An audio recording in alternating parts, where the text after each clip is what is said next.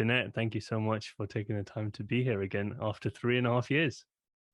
I know. It's so funny. I can't believe it's been that long, but as like we were talking before, it never feels like we miss a beat when we come back together in conversation. I feel like it's like a church revival. Like we come back together and we have these really beautiful conversations and we like go away for a while. So I'm just thrilled that you invited me to come back. Absolutely. But no, I agree. Like it just doesn't feel like with the right relationships, it feels nourishing. And what I mean by that is it doesn't feel like you need to be nourished. It doesn't mean you have to be speaking every single day. Like the right relationships, you kind of pick up from where you left off. And there's not this kind of doubt that, oh, what if, she's doesn't feel the same way anymore, or like we've just lost interest or whatever. It just doesn't, I don't know. The reoccurring theme I've seen is that with the right friendships, it just picks Mm-hmm. up and you have this kind of understanding that we both have lives, we both have stuff to do, and it doesn't mean we don't care about each other. We're always thinking about one another. Right. And then when we speak, it's just from where we left off, nothing changes. Every time. So because it's been 3.5 years, I don't really know where to begin, because it's so much has happened in the world generally in your personal life. So it'd be good just to, I don't know, maybe just dive into kind of what's been coming up for you, maybe recently, where you're at now, how you're feeling Sure. today, and then yeah, we'll just kind of go from there. I think what's been really interesting for me since the last time that we really talked was this past couple years has really been an education and an evolution for me. I've had like death of ego and identity probably multiple times. I left, corporate America and created this wellness app, and then COVID struck. And I just feel like every little thing that could possibly get in my way or create doubt or make me question myself and my decisions showed up in my life in the last several years. And over the course of the last few months, I have clarity that I've never had before. And what's funny is I feel like the product that I was creating, this wellness app where we're supposed to be helping people with their mental health and wellness and finding kind of um, the themselves as dimensional beings and how we can support them. Um, it's almost like I needed to like I feel like I was like disciplined, like a little kid, like a toddler who gets smacked on the hand. Like I laughingly called myself an entrepreneur when I first left corporate America. I was not an entrepreneur. I am an entrepreneur now. Like I've taken my beatings and I've had to learn how to reimagine my dreams and take incredibly hard feedback. Whenever you're creating a project that's going to be accepted by the world, it's also having them tell you like, hey, this is terrible. Um, or I love this part and I hate this part. And so it has been a humbling and messy and beautiful journey. Tons of ups and downs, tons of health related stuff, like just trying to figure out who I am. And then also kind of like I'm getting a little, I'm 45 now, right? And so it's also kind of like I'm getting older. What have I done with my life? And I know someone who's like 55 or 65 will listen to this and they'd be like, oh my God, shut up. Um, Where did you think you'd be by at this point? Maybe like, let's say when you were 30 or when you were 20, where did you think you'd be? Because I've been thinking about, like, because I just turned 30 this year, so I'm like, where did I think I was gonna be at 20 when I looked at 30? And it was a completely different place. I And think I I would had, have considered myself a failure according to the 20-year-old mindset. But then again, I see life completely differently. And it mhm. feels like it's just beginning. So I know exactly what you mean. It's really weird. I feel like I've been given like the second half of my life with a lot of insight and clarity. And I look at what I was doing even 5 years ago, and I'm like, how I was so wrapped up into the production and accomplishment culture that I couldn't even see that I was doing things from a very programmed perspective, from an egotistical perspective, from a materialistic perspective. It's like I was humbled in so many ways. But when you ask, like, where did you think you would be? What's interesting is I have flashes of what my future life is going to look like, but I wasn't like, I will have this job and this much money and this da da da. What I did expect when I was younger is that I would have a beautiful and flourishing family. We would vacation all the time. We would have financial security, no matter what that meant. I'd always known that I wanted to leave corporate America and do something because I always enjoyed like writing and relating. And so I knew from the time I was probably 16 years old that I had a God-given purpose. Like I knew that my words were supposed to be left behind. I was supposed to do something to help this generation. I've always known that. Like in like one of those like this is my superpower and I'm supposed to do something really healthy with it. So where I was career-wise wasn't solid, but I did think um in family life, I had the picture that you saw on TV of what my family life would look like. And so, now I'm co parenting. My daughter is amazing. And what I realize is none of us have the answers. And these ideas of these perfect ideals and these perfect lives do not exist. And even if you have the Hallmark movie family and the beautiful job and the two cars and the, 3.5 kids, whatever you have, those people are still every day waking up being like, what am I doing? Like, it's almost like we have to tap into an internal guidance system and just say, okay, what am I here for? What's important to me? And start navigating the world from that perspective as opposed to the accomplishment of of money, security, fame, title, and what you see in the movies. What do you prioritize now then instead of that stuff? My daughter a lot. I think when I was in corporate America, I was on a plane all the time and it really messed her up. And I didn't know that. My ex-husband would tell me, like, hey, get your priorities straight. And I'm like, I've always traveled for work. You knew this. Like, this was always a thing. And it wasn't until I left corporate America and I was taking her to school every single day that I had, for the first time in about a year and a half, back-to-back trips that I had to go on for my new project. And so she was going to be staying with her dad for a week, which would have typically been my week. And I said, isn't this funny? Like all those years I was on a plane like every single week. And now it's like, it's been a year and I've got it these trips, but and she literally, her body stopped. She was 7, stopped on the sidewalk. We were holding hands and as we're walking to her school. And she said, it can never go back to the way it was. And I was like, oh, and she's like, you gave me stuffed animals from every airport. I got a new stuffed animal every week, but I wanted you. And I was like, okay. Like, oh, as a mom, you're like, Yeah, man, that hurt. And so we talk about it. I even talked about it with her recently. I take her to school. I pick her up on days that I have my company's in an incubator. On days that I'm in the incubator, she does have a babysitter who picks her up, but she loves her babysitter. Um, and like she had buy-in into that decision. So her mental health wellness and just feeling like I'm her life concierge and making sure I'm being smart about it, not looking at her as this person I'm supposed to feed and clothe, but also this person I'm supposed to grow, has really shifted things. And I kind of look at my life now in almost like buckets.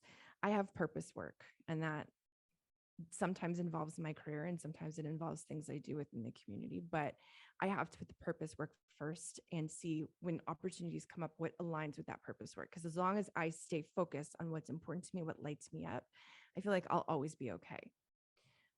My relationship with my partner, making sure that when I'm spending time with him, I am present with him.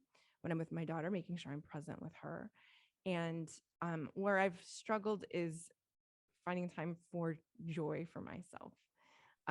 So that's the one space where I have to do a better job of kind of taking a step back and being like, okay, but what are you doing for you? Like I every single morning have a morning practice. I'm very self-evolved and self-aware. I do exercise, but I'm not like actively going out and finding things that are playful and fun.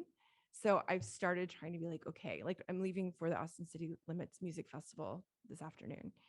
I love live music. And so I was like, I have to schedule my joy. And so like I scheduled it like 4 months ago I that I love would that. go Yeah, so that I could have, I'm like, what makes me joy? I love live music. Let me find out what festivals are coming. And I've been to Austin City Limits before, but the other thing that was really interesting is that I took my daughter to Dave and Buster's, and I don't know if do you know what that is? Dave and no, no. Buster's.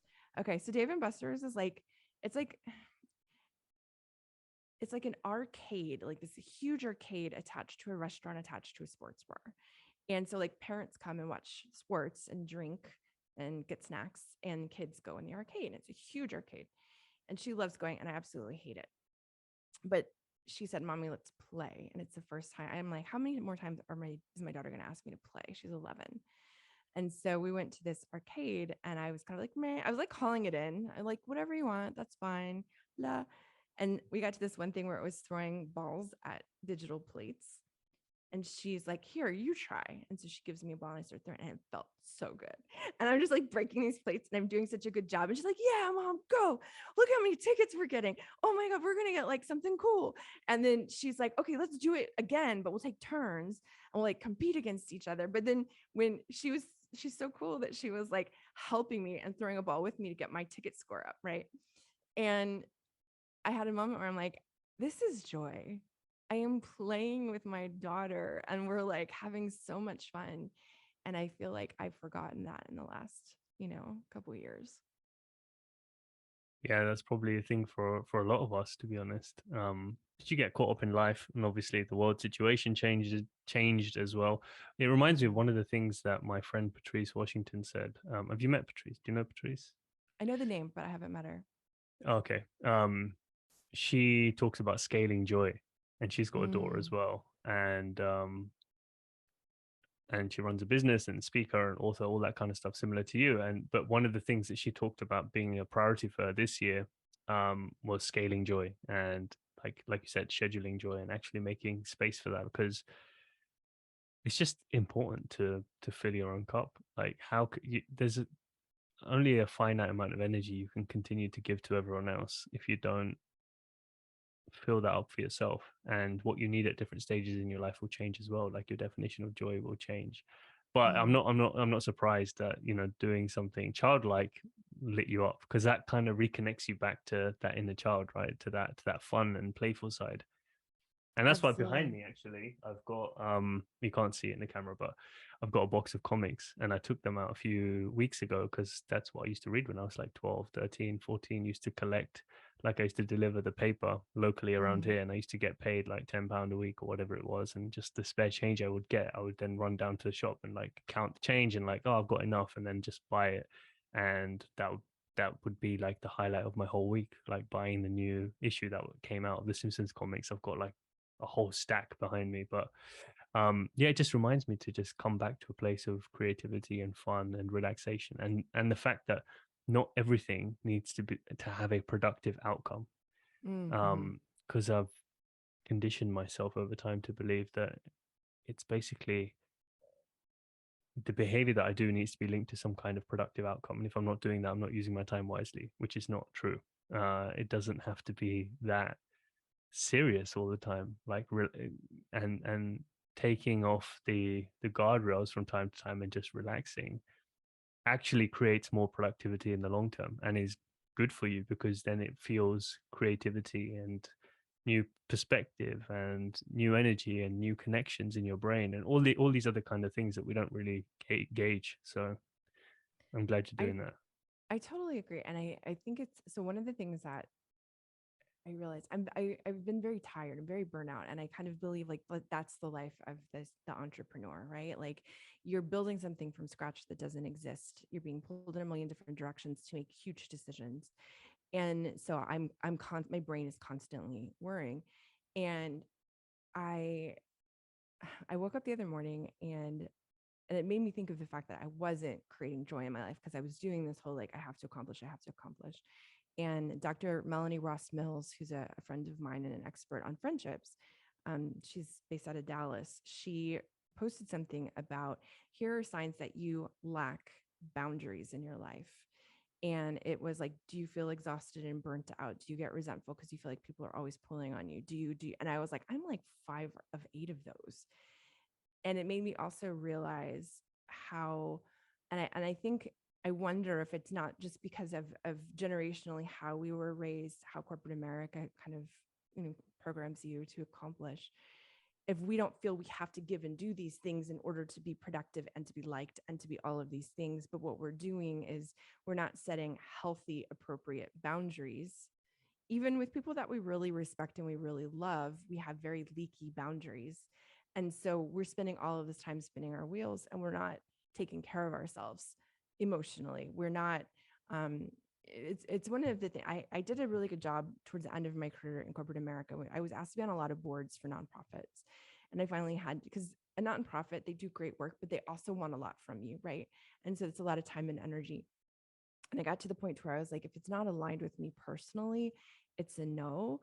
But like the ones that are, it doesn't mean that I need a board seat and I need to be recognized in the community as having a board seat. If you have a question for me and you need some strategic advice, schedule something on my calendar and we'll have a conversation around it. And I think like I started to establish these really strong boundaries in my life, but I didn't ever since I left corporate. I think I've been kind of on wobbly legs trying to figure out what my identity is here and what I do need to pay attention to and what I don't, and what relationships make sense and which ones are, a little bit more distracting. And so those became very blurred, like my boundaries in who needs to be involved in my project and at what point in time, and all of those things. So I've made a lot of mistakes. It's almost like I'm a toddler again. Or I would maybe say that I'm an adolescent. I'm going through puberty in my like my company, like life cycle. We have acne, like our voice is What's some of the changing. mistakes? What's some of these mistakes you've made that you Um, remember?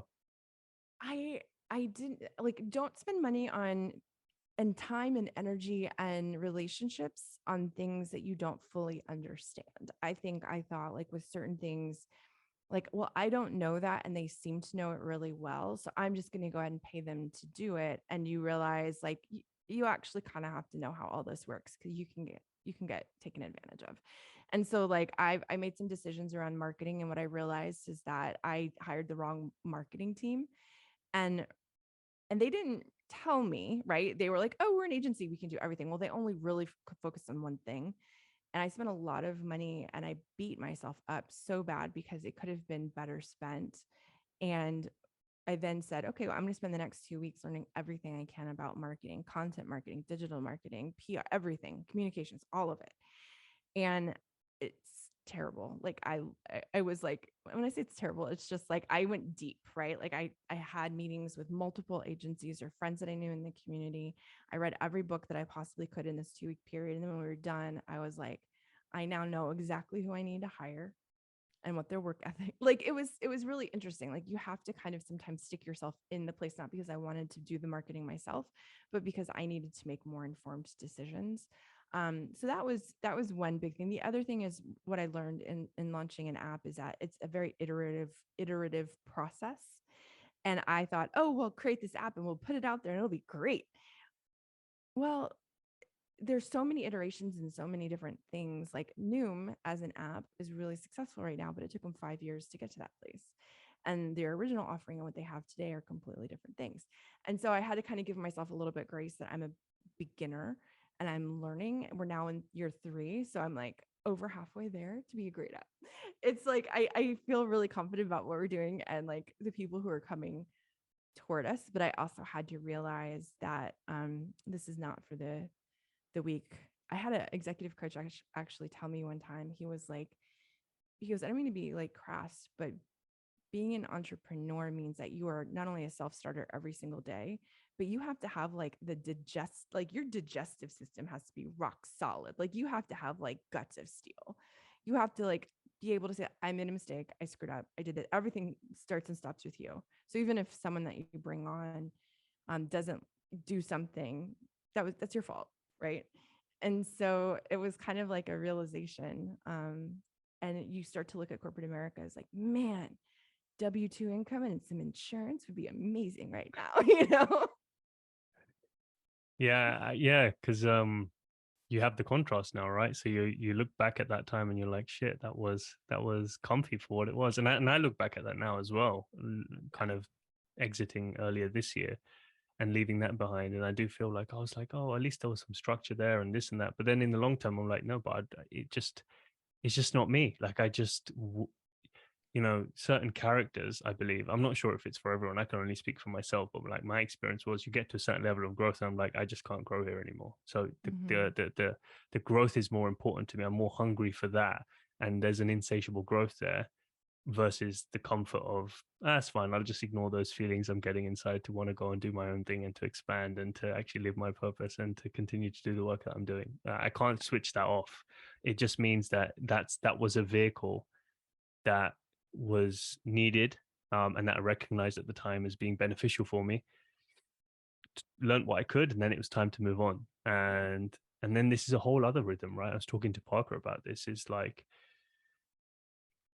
um, the rhythm of being in that space versus it being in this space. It's just a different cadence, and you have to allow yourself to kind of slow down enough to figure out what is my rhythm, what is my day to day look Mm-hmm. like, because you can't take the mindset of corporate and then do your own thing. Like it just, in my experience, it just wouldn't work. Like you have to find your own rhythm because that's someone else's rhythm. That's a whole system, whole structure that was created to get everyone on the same page doing the same thing to churn out the same outcome or the most productive outcome for a common goal, whatever it is, for each company, mainly profit. But um, I don't know. I just feel like things are shifting. That's not the way that things are going to keep moving and evolving. Because when you're walking the path of your soul or your purpose, it's a different game. Like you Mm-hmm. have to walk by, um kind of tap your feet according to the rhythm that's playing inside, and you've got to listen to it, and that's why the self-care and all that kind of stuff is important, to quieten down and listen to, okay, what's the most important thing next. And that is all you. That is all you. It's your path. You got to decide, is it left, right, or straight today? What am I doing? Yeah. um because there's I've not had anyone days there where to I'm tell just you. like, no, I've had days where I start to work and then I'm like, I am a mess. I need to go. I live near this really beautiful canyon. And so, like, I'll drive down there and just walk down one of the paths, not even the whole way, just to put my feet Yeah. in earth and be around something beautiful, just to take a breath and be like, I got to reset. There was one day where I thought I was going to go absolutely crazy. I had so many decisions and my anxiety at times. And I think that's one of the other things is that I'm creating an app for people to help them find the quiet within, to help them understand more about themselves, to kind of help with mental health and well-being. I suffer from severe anxiety. So I'm making it just as much for myself as for the next person, right? And my anxiety keeps me up at night, quite a bit. I lose a lot of sleep, and it's my natural state of being. This has been since I was a kid that I've struggled with this, and so having those practices is so incredibly helpful. But there are days when, like, I wake up at 2 o'clock in the morning and I can't sleep anymore because I have so many things, and I'll wake up and I will work until 9 in the morning, and then I will be like, okay, I'm going to do my like a practice. I'm going to go for a walk. Maybe I'll end up taking a nap. Um, and kind of just allowing. I've learned to allow for those things rather than being on this like rigid schedule.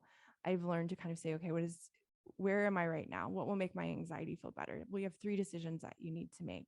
Let me go make those 3 decisions. When I make those 3 decisions or I move this forward, then I will be better able to reconnect, and get quiet. But there was one day where the anxiety was so bad, I had lost sleep. I was working and I'd been working for probably 12 hours. And I finally was like, screw, we're going shopping. And I'm like, Liv, come on. And like Olivia, my daughter, we just went shopping. And I feel we went down to this like little mall near us. It's like an indoor outdoor thing, and there's shops and all kinds of stuff. And I'm like, let's see a movie. Let's do this. She's like, how are we having such a fun day in the middle of the week? And I was like, I know, right? Um, but it was kind of one of those things where it's like you give yourself, you kind of give yourself, um, am I working hard enough? Am I doing enough? And then one of the practices that's been really valuable for me is actually taking a moment and getting very, very present. You can do that by, utilizing your senses and kind of moving out of your, the calm down the cortisol, move into your executive functioning, ask yourself questions like, am I dying right now? Is this going to be the end of my no, none of these terrible, terrible things that we have ruminating in our minds are actually real. You let me move into gratitude and like get really, really clear. And then realizing how far I've come, because we don't do that. we don't take a minute to say, like, I had this project, I had this idea, I had this thing. What we're doing is we're not at the place yet where we feel like we've succeeded. We're not at the place yet where our nervous system is like, whoo, we can rest. We're no longer in trouble. Right. And sometimes if you take a minute and you actually say, okay, where was I a year ago from now? Where was I 3 years? Where was I 5 years? What I love about myself is not only did I build something that's really cool and further along than a lot of startups in this space, I created really great relationships and I have really great teammates who are also very passionate about it. But I also like who I've become as an individual. Like the personal growth, I think has been so valuable. I can see how ego driven I was in the past. And now I'm kind of like, there's a completely different temperance to the way I look at life. And I'm like, I like me better. And that's huge too, right? That's been a big one for me this year as well, just to slow down and appreciate how far I've come and to celebrate that and let myself be proud of Yeah. how far I've come. Because there's this thing that we do as humans is I'll be happy when, Mm-hmm. and you just continue that dialogue, and what comes with that is it's not enough yet, basically, is what we're saying to ourselves, and we're not enough yet. And so I've had to just unravel that and understand, like, what is it I'm actually chasing? Why am I not allowing myself to just appreciate everything I've just done, Mm-hmm. to get to this very point? Because that's enough to celebrate in and of itself, to celebrate the book that I've done, the podcast, the relationships, the person I've become, the open heart that I've cultivated over time, the way that I speak and present myself, the way that I've been able to deepen my relationships with existing people in my life and then new people in my life as well. Bold and courageous decisions I've made. Sometimes I just make lists of courageous things that I've done, and that would be courageous to me in my definition of um, courage, and where I followed my intuition, where I've shown the most gratitude, like just things that I allow myself to feel proud of and just to acknowledge and keep that at the forefront of my mind instead of allowing myself to think about what's missing, what haven't I got yet, when is this going to happen, when is that going to happen, why haven't I done Yeah, this yet, how many more things have I got to do, because that actually is never going to go away. There's always going to be more and more to do, especially as a exactly. creator who's ambitious, who's hungry, who wants to expand, who wants to serve. That you're never going to be satisfied. There's till the day you die, you're going to want to create, you're going to want to do stuff, you're going to want to improve and grow and expand. So that list is never going to get smaller. So it's just about appreciating how far you've come and who you're becoming. I love what you just said about, like, it's not, I was thinking the same thing. Like, it's never done. I think we have this idea in our head that we're going to accomplish this thing. There's going to be a payout. And whatever that payout is going to be the thing where we're like, we did it. We arrived. I can retire. I can, like, we have this kind of expectation that there's a, that doesn't exist. I think you and I've talked about this in the past. I had the absolute honor of being with some elderly individuals right before they passed and hearing their insights and even things that they thought weeks before. When they're on their way into their new destination, they don't believe that anymore. And it was so profound because one of them was a businessman who was so frustrated with his son. And at the end of the day, he's just like, he looked at me and goes, I'm going to give you some advice. Don't spend your time chasing things. I missed my kids this, I missed my kids that. I missed so much to the point to where now the only thing my child and I have to talk about is our business and how much he wants of it. We're not talking about time we spent or vacations we went on. Like, none of that stuff matters. Um, and some even about religious beliefs, like the beliefs of their entire lives and how they raise their kids and grandkids was like, honey, just find your way. Like, it Yeah. was just fascinating how, like, when you get to a certain kind of perspective, um, that apparently only comes right before you're leaving this earth. And So I'm like, that's that. Gone. well, I'm just wondering if we can get to that Yeah. faster. So it's funny you say that because I read a quote today because I'm writing an article dedicated to Parker as well as doing that podcast. And one of the quotes that I read, I was just kind of listening back to an audiobook, and there were some bits that I clipped previously, and I was like, oh, I for some reason I feel drawn to going back to look at the clips that I selected. And what he mentions a quote, and he said, he who dies before he dies never really dies when he dies, which sounds Oh, like a I tongue like twister, that. No, but I get it. I you get understand it, it. yeah, because it's Yeah. a lot of dying in one sentence. But basically, allowing yourself to basically die and be reborn in every day, and kind of this whole idea of being detached from everything but yet fully immersed in everything. So you don't have this unhealthy attachment to the outcome of things, or to the destination of things, or to um a certain a goal needing to be attained, but rather allowing yourself to just experience the journey as it's happening and being fully immersed in it regardless of what's happening, because then really you're being present for all of it. And isn't that what the whole thing is about, just being present Mhm. for all of it?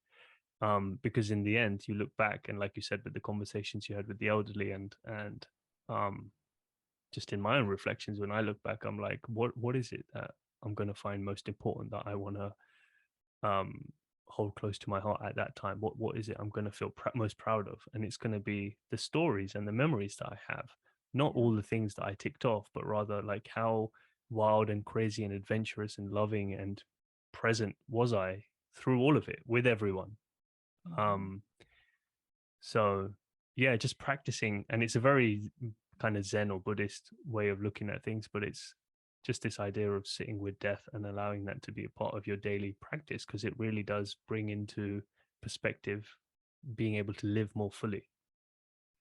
It's really interesting. So there's two things that come to mind. There's a scripture in the Bible that talks about, I'm not going to quote this correctly, but there's something along the lines of how much better is the person that never lives, but the person that dies is also relieved, right? Like there, and that's not an exact, but it was almost like we worry, we spend so much time worrying and wondering and hoping and planning, but there's peace, right? In those who kind of have let go.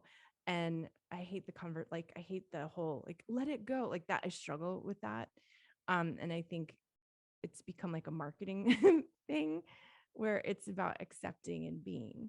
Um, the other thing, I saw something the other day, this quote, and I shared it because it was like, be the ancestor, be the good ancestor. Don't carry on the family lineage as is. Be the one that they talk about that ended the thing.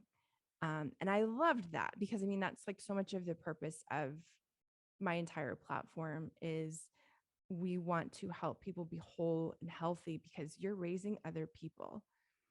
And those people, if we can end generational cycles, if we can have more awareness, we can self regulate, we can learn how to live um, more intentionally and more in touch with ourselves as opposed to the things that are external. You're ending generational cycles. Our kids are going to have a better shot. I told my daughter the other day, I'm like, you're going to be an incredible mom. And she laughed. She goes, I know. And she totally gets the cycle, right? Because my mother, and you know this, my mother has suffered from mental illness and addiction her entire life. I hadn't seen her for 12 years. Olivia met her for the first time this summer. We went to Georgia and spent some time with her. And, you know, she's been sober and she's supported. She has a group of people around her who are really helping her. I was like, you can never leave this place because mental health support doesn't exist anywhere else that I've seen. I think it's the only reason she's alive. And so Olivia has seen, and she even said, like, I love that the first time I met my grandmother was a really healing moment for you guys because my mom was apologizing to me. She's like, I taught you that God was angry and I'm sorry. God's a loving God.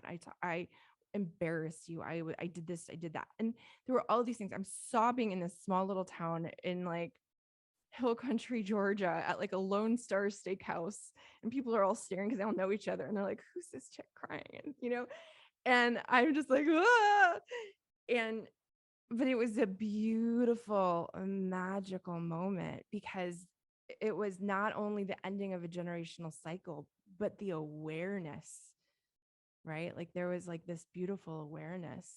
And my daughter gets to see that. And my daughter is being taught differently and given these incredible tools. And I'm like, you're going to do incredible things. Like, you're a completely new lineage. And what's also interesting is I had a friend tell me at one point in time, she goes, I really respect your mom because she's a cycle breaker. And I was like, I wasn't ready to hear that yet. I'm like, what are you talking about? She's like, she's the first woman I've ever known in like the 80s and 90s when we were young who actually said, I have mental health issues. Your mother actually would tell people, like she admitted it and that she was struggling. No one would talk about it. They labeled her crazy. They said that she didn't have God in her life. She needed to pray more, whatever. But she's like, she was a cycle breaker because she actually said the words. And so maybe I can credit that for my purpose. Like, okay, she actually can say it. I can do something to help it. My daughter is going to lead a completely different existence. So it was very powerful. I posted something today, or was it yesterday? Yesterday, I think. Yeah, yesterday. The three things that we find what we're most afraid to say, and the three things that I were kind of sitting with was, I love you, I'm scared, and I need help. And I need Mm-hmm. help is the most difficult one, and Yeah. because you automatically think that means I'm weak. There's something wrong with me. I'm broken. I'm not enough. I don't have everything that I thought I needed to get to this point. Like, and I don't want people to think otherwise of me either. But it's actually the opposite. It's just this.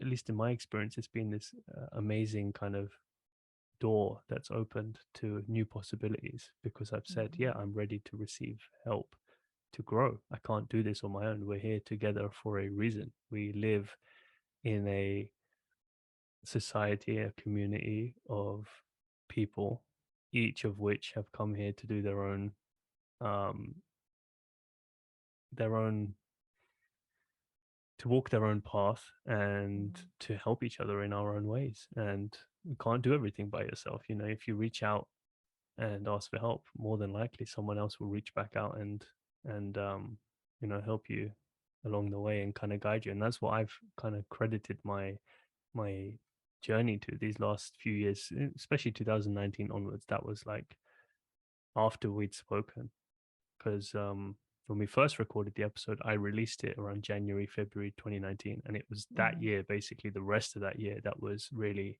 opening the door to the next version of myself and the next chapter that was kind of a layer beneath the personal development and the hustle and grind and all that kind of stuff. It was really a time of just slowing down and reconnecting to my story, my identity, and all that kind of stuff.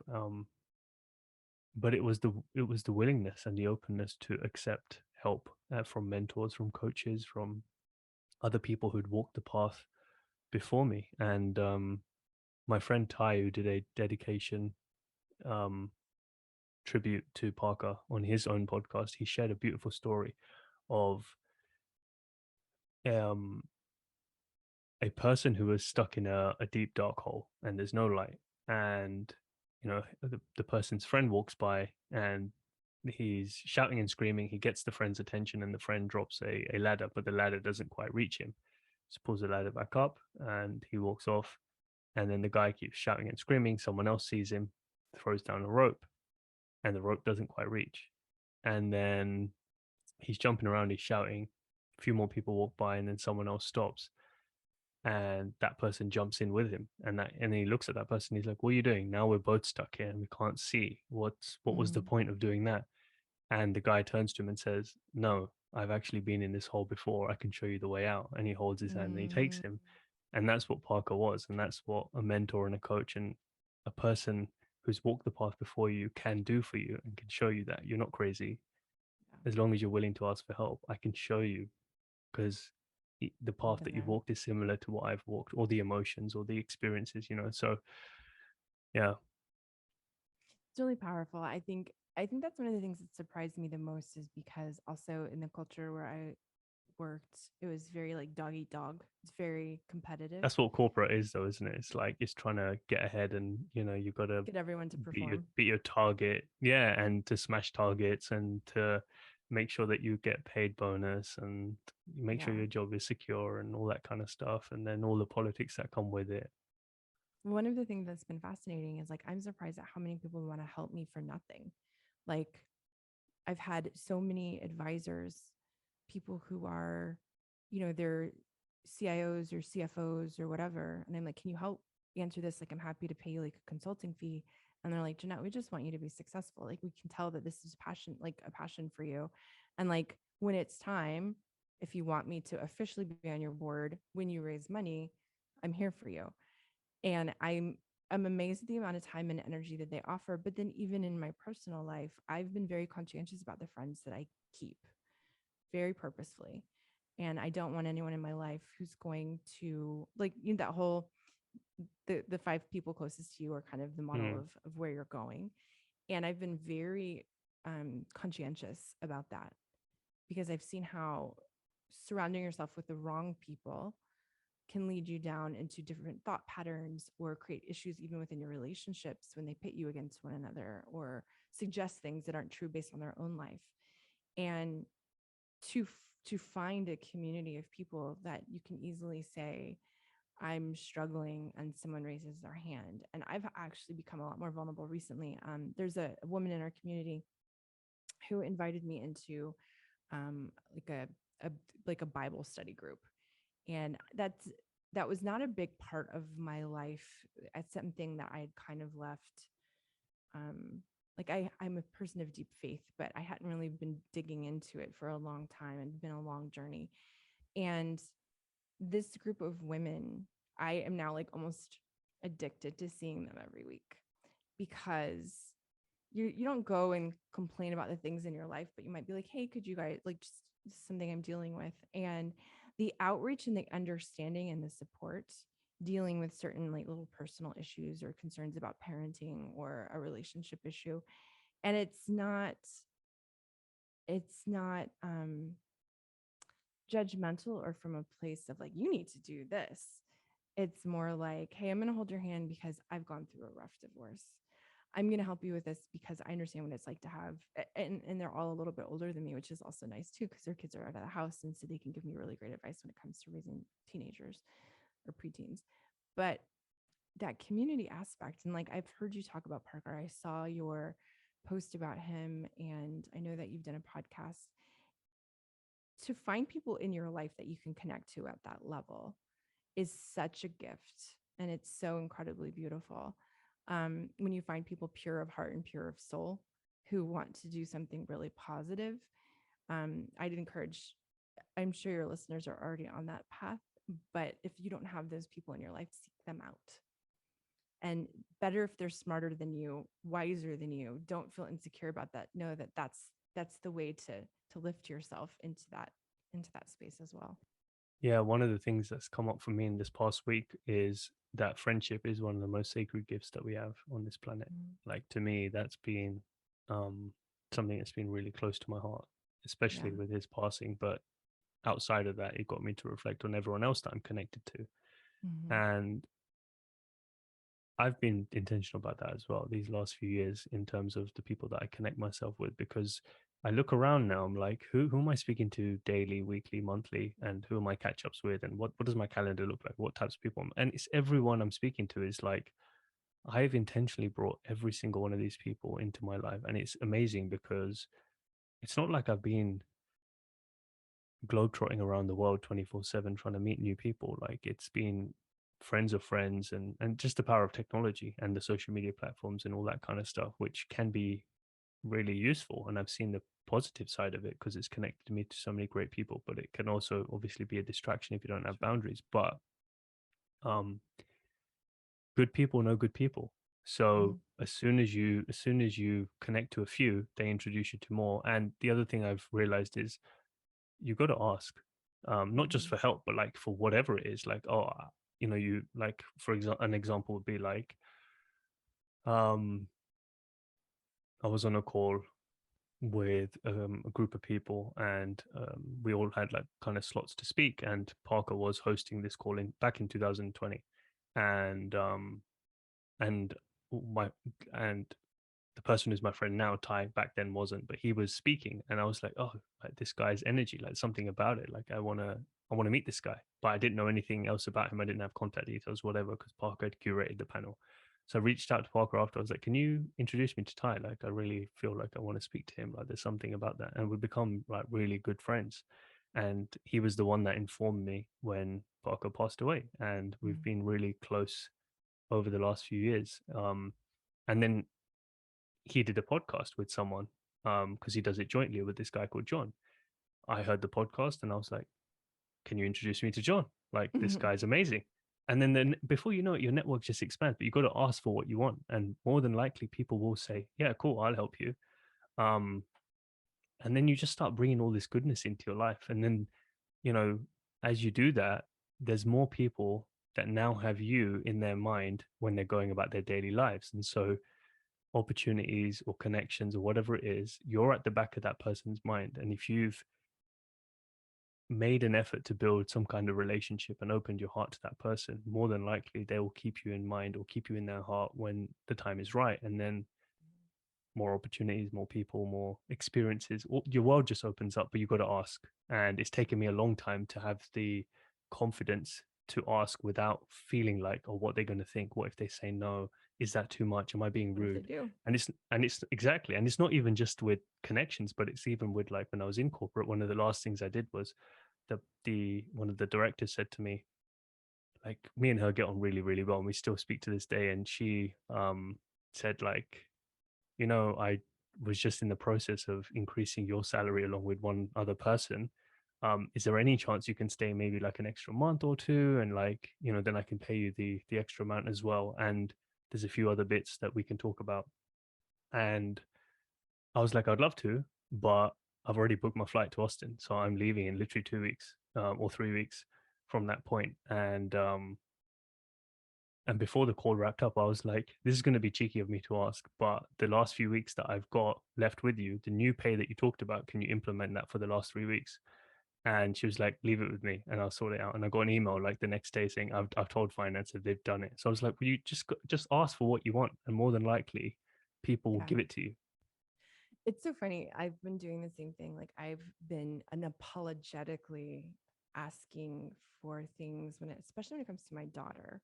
And so like I used to feel like I needed to like show up, make sure, like almost like not look like a mom, right? Like go to every event, do every like all of these things. And I'll get invited to things and I'm like, can I bring Olivia? With the incubator, we have office space in this one area of town, but I can't pick her up. And so I recently sat down with them and I said, I would love to have office space in this other location that's closer to where her school is. And they're like, well, it's a little bit harder to get in there. It's a little bit more expensive. And I was like, well, let me tell you why. Like, I really appreciate the resources that you've given me here, and I will continue to use them. But for me to go pick her up from school, it's like an hour. It's complicated. I come back and I'm only going to be there for 45 minutes. Whereas if I'm over here, I can run down, pick her up, bring her. She can do homework in this space with me. And what's more important to me, and this has always been the case, because I used to bring her to work with me when she was little, she needs to see that. She needs to see that her mom is asking for the things that are important to her and be able to like co-work with her mom, and I think that that's just such a powerful thing. But you were right. When you actually just start asking for the thing you want, the worst thing that someone's going to say is no. What I found though is even if they say no, sometimes, especially if they respect you or you're building a relationship and they're getting to know you and they start to trust you, they might come back around with a yes or even better a year or two later. Do you know what I mean? Like I've always said that, and some people are like, never tell people what you're working on because they could steal it and you're cursing it and you're whatever. And I was like, or they have a contact for you, or they have a suggestion, or like there's all these other things that could be happening. If you speak into existence what it is that you're working on or what you're doing or what you need, people want to help you, which has been the biggest shock since I left corporate. Everyone wants, like, they're like, what can I do? What do you need? Let me know. Oh, you need to know so-and-so? I had lunch the other day with a guy. And as soon as we sat down, I said, I have an ask and I'm going to tell you what it is first. And then we'll get that out of the way. And then I want to talk about like your kids and how's life and stuff. And he just started laughing. And I was like, I don't want to be like setting you up I for love this. So I that. just want to Yeah, get yeah, it out yeah. of the way. And he was like, I respect that. And so, it was an immediate yes, I think because of the approach and the time that I've spent, with the relationship. But I do the same thing. Like people ask me all the time for things and I want to see them win. We're so human and so connected. I love the expression like we're all just walking each other home. Like if you can get out of your own way, we can like, grab arms linked together and like bully our way through. Not bully, but you know what I mean. Um, Yeah. I think it's Yeah, so it's a powerful. it's a fundamental perspective on life though, right? It's like, do you see it as do you see the world as destructive or creative? And do you Hmm. see it as something that's contracted or collaborative and expansive and joyful? And I just decide to choose the words that feel right to me. Like, you create the reality that you want. I just choose to believe that. I choose to believe that I'm creating a world that I want to live in. I Hmm. get all this other stuff is going on and people have their own perspectives and there's terrible things happening, but I choose not to focus on that. I choose to focus on what's good, what feels good to me. And then if I can fill up my cup with that and expand my world, then I have more resources, more energy, more time, more effort to give to the rest of the world to make it a better place in my own way. Like I can't do that from a place feeling like anxiety and fearful and like a victim and there's not enough and what if this and what if that. I like if last week's death has shown me anything, you can die at any point. And Mm. so it's not like when I get to 90 or when I get to 80. That will be a privilege, yes, but it could well be that by 35 I'm gone. Okay, so then how have I spent my time? I don't want to spend it thinking what if and spending it in fear. I want to wear my heart on my sleeve and ask people and connect and be open and be authentic and just dive straight in. I'm not trying to play a long Yeah. game. It's just there's no game. It's just I'm just living. Yeah. So one thing that I've started to say this year, especially after leaving, and I think it was a phrase that I heard from one of the Abraham videos. And she said on stage, she was like, everything's always working out for me. And I was like, I love that perspective. And I just started saying it and it just worked I'm writing it effortlessly. down. Like yeah, I was in the plane. So Austin, there was a 10-hour flight direct from Heathrow to Austin. And I was feeling amazing because I was like, I'm on my way to see friends and like this whole new journey ahead of me. And I was like, everything's always working out for me, blah, blah, blah. Got to the airport and I weighed my suitcase and I was like, fuck, I'm like 4 kg over the or 3 kg over the limit. So I was like, shit, hopefully I can do it and they're not going to charge me, blah, blah, blah. So everything's always working out for me. So went to the thing, said good morning to the lady. It was like being myself. I put the suitcase on the thing. She weighed it, printed the ticket, went. She was like, enjoy your flight. I was like, cool. That was easy. Literally 5 minutes. It was done in less than 5 minutes. Yeah. And then I got into the plane. I was like, shit, what's my seat going to be? Because I don't think I could for that flight. I couldn't pick my seat, so it was just like pre-allocated. So I was like, oh, what's it going to be like? Who's going to sit next to me? Who's behind me? Is it going to be like noisy? Blah blah blah. And then I just kept repeating the phrase in my head. I got there, sat down, and there was like I was in the middle aisle, and there was an aisle on the left and the right, and there was three in each aisle. Um, and so there was a guy next to me, and then a woman at the end.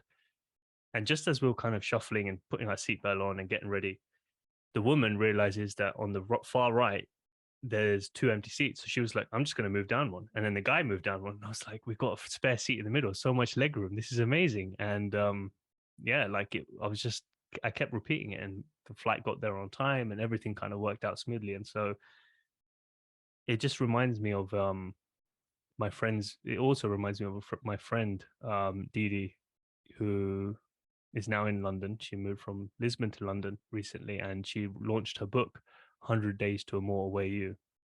She had a book launch a couple of weeks back and I went to it. And one of the things she was talking about is exactly what we're talking about. And she said, I just choose to see life differently. So she was like, Mhm. she came from the corporate world as well. And she was in data and finance and all that kind of stuff. And she kind of took herself out of it. And then she kind of almost has been on a journey of reprogramming her perspective on life. So now things like, for example, no pain, no gain, or hustle and grind, she's changed it to no joy, no gain. Like Mhm. joy comes first, and I'm not going to hustle. I'm going to align my energy to my highest self, to my purpose, to what feels right, and then from there, whatever action I take, it's not a chore because it just feels like um, an effortless move attraction towards excitement, towards joy, towards expansion. It doesn't feel like something I have to do to tick it off a list. So I just choosing to see life differently. Like that's true freedom, right? You can choose your perspective. Yeah, no, I love that. I remember reading Wayne Dyer's Choose Your Thoughts, Change Your Life. Change Your Life, Choose Your, I can't remember. Choose Your, the other way. Um, and I was reading it as I was buying a car. And it was hilarious because I'm like, I'm going to put this into practice while I'm here. And I'm at the dealership and the guy keeps leaving to go. And I'm reading the book and I just said, I'm not gonna stress. I had in my mind what I wanted to pay. I had in my mind what I wanted the interest rate to be, all of these things. And so I'm just kind of reading the book and he kept coming back. Every time he came back, whatever number he gave me was either the number I thought or a little below. And I was like, oh my God, if you kind of like are synced up and aligned, right? Things work in your favor. And then it was hilarious because at the end, I was like, I just assumed I'd worked with a different dealership in the past that he was going to give me a keychain that, like a valet keychain. And I was like, oh, like, can I get a keychain? He's like, oh, you can buy one. And I'm like, I have to buy a keychain? And he was like, hold on. He went and he got me like the two most expensive keychains. He's like, here, one for in that, to leave in the house, and one for and I was like, this has been the best experience. And I had another experience like that when I was buying a house. The price kept going down. Like I was willing to pay this price. And I told my agent to make an offer. And when she checked the MLS, she found out that the house had fallen out and they had dropped the price, but that the sales agent was trying to give me the original, like the price they originally wanted, but they had just dropped. And so she caught them changing the price on the listing system and moving it back up. And they were like, so they could, and they're like, look, this is what happened. And I was like, how did I just get a house for like 20,000 less than what I offered? Like, it was just kind of like one of those things when you're like, this is working out for me. There is a purpose here. And a lot of times I think it's because not only are open to it, I've had people tell me like, oh, you're spiritual, you're Christian, you're this, you're that. I'm like, don't put me in a bubble. If I believe in something that makes me feel better, if I believe in something that adds to my life and makes me a better person, how is there any harm in that? Like, and usually the people that are like the comparison is about success and measure and what kind of car you drive and where you live in town and what kind of house you have and if you get invited to certain events and things like that. And I was like, I no longer want this to be the measuring stick. I no longer want those to be the things. I want it to be that decision that you're going to look at life differently and you look at your relationships differently. And I do have to say too, like my partner, he and I were talking about this recently, like how we even realized once we started being a little bit even more mindful about who we keep in our company, he can feel the difference now. And he's like, I am happier, I'm this, I'm that, like I'm more clear, I'm not getting caught up in drama. And he's making very specific choices about who he wants to allow back into our life as a couple, because he's like, I see how when you make a decision to live in this kind of fruitful, he doesn't use the word fruitful at all, that's my word. You'd be like, I don't say that, but it kind of like living from this new perspective, how so much is given, you know. And I think also the one thing we have to take into consideration too is that it does require a lot of surrender, which is a very difficult thing for people to wrap their heads around. Kind of understanding that sometimes things happen and we don't like them, but that they can't necessarily be changed.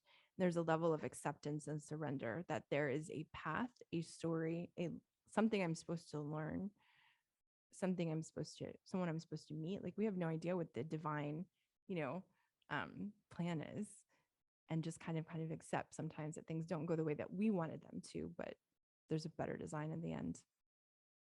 Yeah. Have you read the Surrender Experiment? I have 2 copies of it. One's on my table and one's in my room. I I love love that. that book. Yeah. I wish Yeah.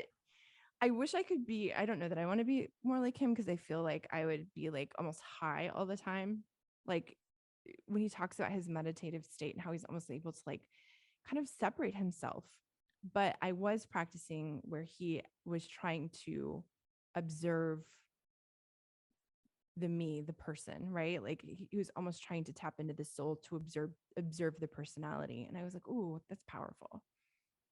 Yeah, it's almost like this practice of being the witness of Mm-hmm. what's happening, and you're basically inside the body. You're like, oh, this is a fun character to play. Like I'm in this body this time, because then you're Mm-hmm. coming from a place of nothingness almost, if that makes any sense. Like you're not attaching yourself to Jeanette or Vipul the person, but it's like, oh, I was given this character this time around. Oh, cool, this is interesting. What's he gonna do next? Oh, he's thinking Mm-hmm. these thoughts, and then in a lot of the, I've got one of the texts behind me again. One of the saints in India talks about, well, his name is Ramana Maharshi. He's got a book called Be As You Are. And he talks about the first stage kind of being the witness. And then after that, gets a bit deep, but really there is no separation. Because when you're the witness, you're still separate. Like you're still something that's witnessing Mm-hmm. something else. So there's two things going on. But then you go to a place where you're just like, it's just one Mm-hmm. thing. There is no separation. You're the witness and you're the character all at the same time, and you're absorbed into this place of being everything and being fully immersed in that, and yet being fully detached from that, because you know that none of that is actually you. It's all labels, and it's all for a short period of time whilst you're alive, but you're not that, if that makes sense. Like But it's very talking it's about very like ineffable.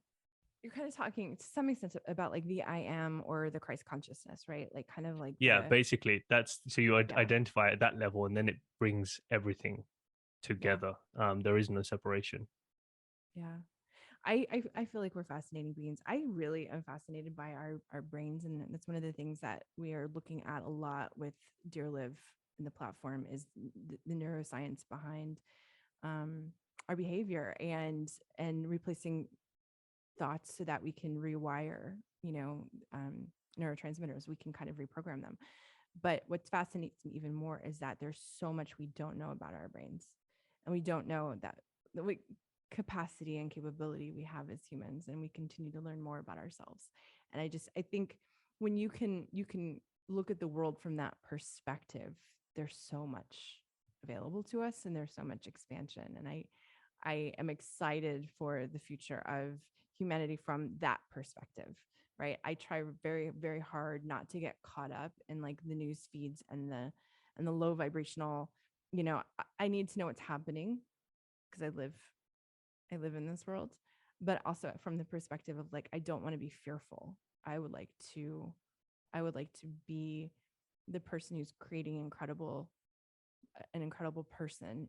I'm curating a life for this little person who's going to be our next generation. I am creating and curating content to help people understand themselves better because so that they can be better for themselves, for their relationships, for their children.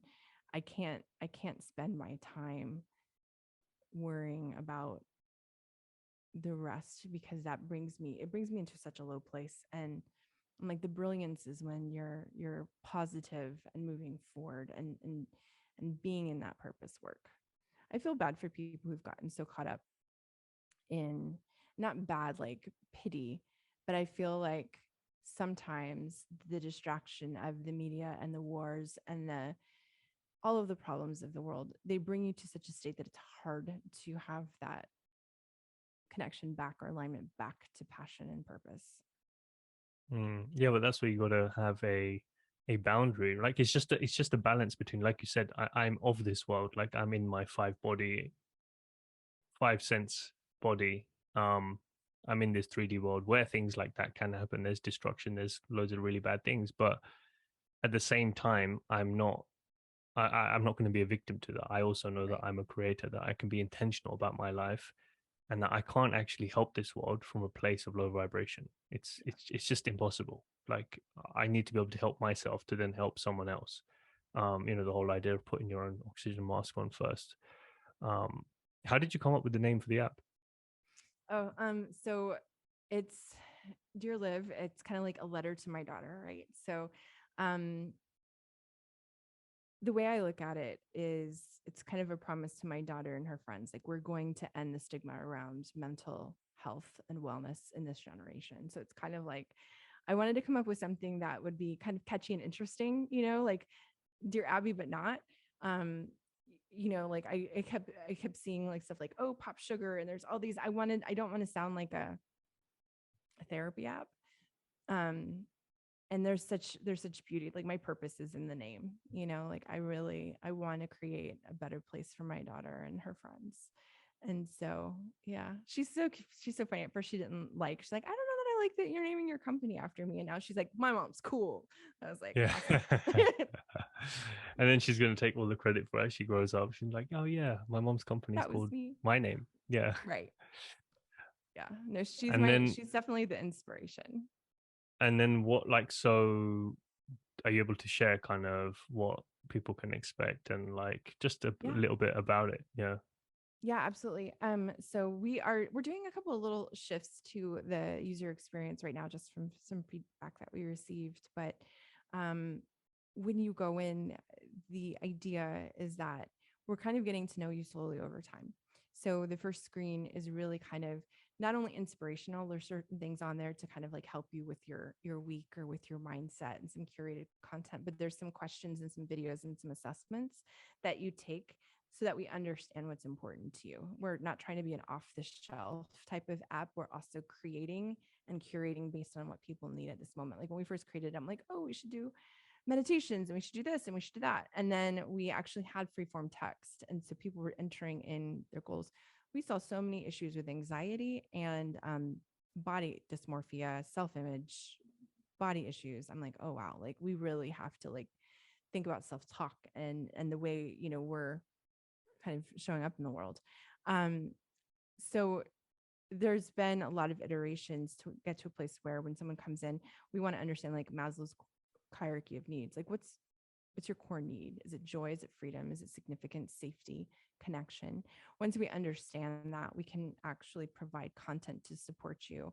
And those are based on the 8 dimensions of wellness. So the Substance Abuse and Mental Health Administration has actually adopted these 8 dimensions as being this is who a whole and healthy individual looks like. They have an emotional life, a financial life, spiritual life, environmental, occupational, intellectual, there's physical, there's all of these things that make up a whole and healthy individual. And so as we're asking you questions and understanding, we start augmenting and sending you content based on the things that we know that you need help with. Um, so I love it because it's kind of like, and this is I think where our differentiator is. It's not just an app to go read content and meditate. It's an app where there's actually a heartbeat behind it. Like we're actually like, tell us about yourself so that we can support you. The idea, of course, that we'll have um, the ability to send you a push notification and say, hey, we can tell that you're dealing with burnout. We can tell that you're struggling with anxiety. Would you like to join a group that's going to talk about it next week? So a lot more interactive, and I'm really proud of it. It's been a labor of love, but I'm really proud of where we are. I'm proud of you too. Thank you. Thank I you. know how much work you've put into it, and I'm excited to see it out in the world and in its new form. Thank you. So you're relaunching that, but then also Mm-hmm. your podcast and Mm-hmm. the podcast for sure. But I wonder if you can share a little bit about the journey of that, and then anything else that you've found Sure. that has kind of shifted over time that's needed repurposing or a rebirth. What's really interesting is when I did the podcast, I did it based on kind of like I'd written a book. That's actually how you and I met. I wrote a book in I think 2000, it came out in 2018. And it was based on the idea of like women kind of uncovering the messages that they didn't realize that they were holding within. So we like were writing love letters to their younger selves. I created a podcast called Gold at the time, and Gold was like, what nuggets of gold or wisdom can you share? What things have you learned? So there's a lot of conversation about overcoming. And we were trying to figure out, like, it's had a couple of names. At one point in time, we moved it over to the Love is Viral show because we were, kind of playing with the idea of how do we create a movement where people love themselves more, and then that goes viral. And what I realized is I really needed to hire a crack branding and marketing team to help us kind of narrow down the vision and really lock it in. The reason that we shifted, not only there's two things, not only from gold to Love is Viral, and did recording Love is Viral over a year ago, was because I was finding that the conversations were not forward moving. The conversations were a lot about bad things that had happened in the past. And sometimes when we would talk to people about overcoming and things that they've learned, they hadn't fully healed yet. And so I would leave the podcast episodes and I was drained and I was sad. It took a lot out of me.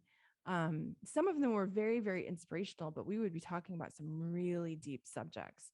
And I was like, okay, it helped me kind of realize too with the book, like I was telling people, like, figure out what your stories are internally, but I wasn't providing them a way forward. I wasn't like, okay, now what do we do? And that's the same with the podcast. There was no, now what do we do? We were spending so much time talking about the muck. And so I was like, I need a second away from this. We need to kind of shut it down. We need to hire a legit team, which we did, and say, let's talk about who we actually want to become. We want to be forward thinking. We're like, yes, you've gone through something. You should honor that. But what do we do now? How do we help you going forward?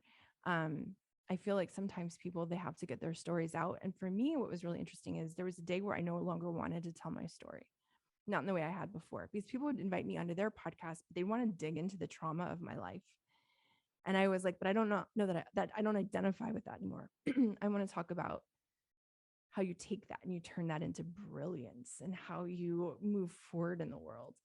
And so through all of that, we decided to rebrand everything to the Dear Liv, because it's more like, what are we doing now? And so we interview people on anywhere within the 8 dimensions of wellness. I think of it as like the intersection of science and spirituality. I live in that space. I believe, we need science, we need, medicine, we need all of these things, but we also are emotional, spiritual beings. And so how do you kind of connect the two? What's the intersection look like? And so I handle a lot of our financial wellness content because that's my background. Super easy for me. So, and people, if you are struggling financially, you're going to have anxiety, you're going to struggle in your emotional life, you'll probably struggle in your relationships and your connection. And so I kind of didn't listen to a lot of folks who were like, you need to pick one thing and stick to that. I'm like, but we are not one dimensional. We are these incredible, deeply flawed and gorgeous human beings. And if I keep doing this one dimensional thing, I don't feel like I'm even honoring who I am, because I'm a multi-passionate, multi-dimensional person. And so I'm kind of kicking against the grain, because a lot of the feedback I've gotten is like, stop trying to be all things. And I'm like, I'm not trying to be all things. I'm trying to be who I am. And I want people to come into the app, into the podcast, being who they are. I live all aspects of these every day. If you're telling me to niche down, it's because you're trying to figure out how to market it correctly. So my marketing team, even though they did a really great job, they kind of got frustrated with me a few times because they couldn't and I was like, stop thinking of it as like, oh, we've got to pick a bucket. Just talk about wellness generally, and we'll go deeper into each of these subjects. But we're talking about the things that moves a person forward. I was Why just are you thinking laughing? we need an extinguisher because you're on fire. You're on fire as you were talking there. Was I? I Yeah, just no, feel it's so good. passionate about it. I I love have seeing you so lit many up like that. people. Yeah. I have so many people who are like, niche down, niche down, niche down. And I'm like, I am not a niche. Yeah, I've basically come to exact same conclusion because I stressed about that for so long. I was like, yeah, but where do I fit in? I'm like, I'm not meant to fit in. That's the whole point. And I Mm-hmm. love what you said about how it's not about being in kind of one niche or a specific bucket, but just being you. And you are multidimensional, and you got to honor that. And that's the same with me. I'm like, I'm doing a podcast, I'm doing a book, I'm coaching, and there's probably going to be a million other things that I do as well, because that's how my spirit works. Mm-hmm. That's what I was born to create. And my only job, and again, this brings me back to a conversation I had with Parker recently. And we talked about this whole question of, when people ask you, what do you do when you meet someone new? And uh, I was sitting with the answer to that for me personally, because I've just come from the corporate background, going through an identity shift. I'm like, okay, so what's Who am I? Yeah. yeah, basically, who am I again now? Like, what am I going Yeah. to say? And really, the conclusion I've come to is beyond even where I currently am. Everything that's led me to who I am now is just listening. Like, that's what I do. I do best. I listen to what I need, and what my spirit needs, and that guides me. And the way that shows up in the world is going to be different. For one part of my Mhm. life, that was a recruiter. Another part of my life, it was going to law school. Another part of my life, okay, I'm a podcast host, and then I'm an author, and then I'm this, and I'm that. Choose any label you want, because the labels will keep changing as my soul continues to expand and I continue to take steps forward. But my only job is to listen and to Yeah. stay in my lane. Um, and yeah, it's just, I'm in my own coaching group with my mentor and a bunch of other coaches. And this whole thing about marketing is interesting because some of the people in the group are talking about how the language on their website, the more they sat with who they were becoming, they realized that the language on their website didn't actually reflect who they were from an SEO and from a marketing perspective. That's what was supposed to be good. And that's what the marketing person advised. But that wasn't a true reflection of them. But they were like, oh, I guess they know what they're talking about. So I'm going to go with that. But then what Philip said, our coach, was like, no, but forget all that. Like, I didn't ask my marketing person what to put on the website. The only thing I asked him was to help consolidate the vision, Mhm. and then the words I used were my own words. They just came straight from my soul. Like, just, it needs to be an authentic reflection of you. Not, you can't start by thinking what's gonna allow me to reach number one on Google rankings. And you can, and for some it depends on your intention, right? It's all about intention. What's your intention? I want my work to be the truest reflection of who I am. And if that reaches number one, that's great. And if it doesn't, that's great too. Because at the end of the day, I need to be happy with the work that I put out. Um, so Yeah, yeah, I totally get that. It's been one of the biggest struggles. I mean, I think I've had is I can't be easily packaged. And that's okay. you don't need to be packaged. You come without Right. wrapping.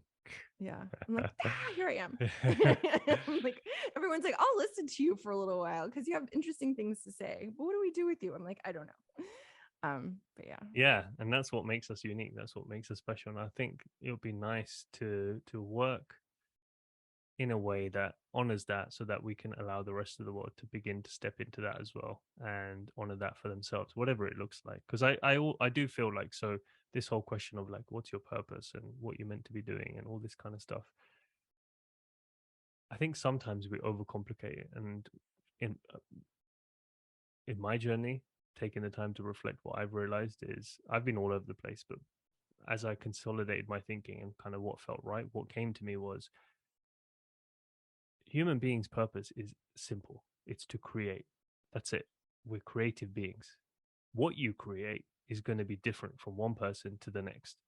And your job is to listen to what brings you joy and what you feel most drawn to. If you do that, you're going to create what you were born to create. But essentially, Mhm. you're here to create, whether that's conversations, that's relationships, that's in work, that's it outside of work, like any area of your life, the way your body looks, the food that you cook, you're creating every day anyway. So your whole life is a piece of art in the end. How you do that and the way in which you do that is going to be different from one person to the next. And I think it's 100%. just bringing intentionality to that and keeping it I simple. agree. I think one of the words that I keep landing on because it's because I was like, well, I mean, I have this gift of writing and speaking. Like that was a God-given talent, right? I'm a good communicator. And so I'm supposed to communicate. And I'm like, okay, well, what does that mean? And what is this? And then you try to put it in boxes and think it's this company, it's this role, it's this thing. But the one word that keeps coming back to me over and over and over is that I am a steward. I am here to steward. And I've done it in relationships where I've connected people and amazing things have happened from that. And I see that a lot with like from my old clients in the financial services industry who have resources and are trying to do good with them. And I'm stewarding those in ways where I'm connecting them with people where they can do incredible things um, for the world. I see that in this stewarding. You know, we have people in the recovery community that are in the app who have said it's changed their life, who are our beta testers. And so I'm like, I feel like I'm giving them the language that they didn't have before, um, and stewarding kind of their relationship with self. So like I've been sitting with that word a lot. Like that word keeps coming back to me is how do I remain a healthy and effective steward? I love that. Is that like shepherding Yeah. other people? Yeah. Yeah. It's being kind of like the intermediary in a way, you know, like I am asked a The lot, bridge.